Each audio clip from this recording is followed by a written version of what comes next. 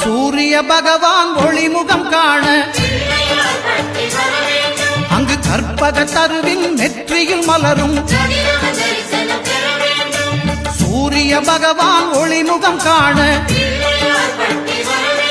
அங்கு கற்பக தருவின் நெற்றியில் மலரும் இருளை விலக்கி உலகை எழுப்பும் ஞாயிறு அங்கே குடியிருப்பான் அவன் ஆனை முகத்தனின் அடியவர் மனத்தில் ஒளியாய் வந்து கொலுவிருப்பான்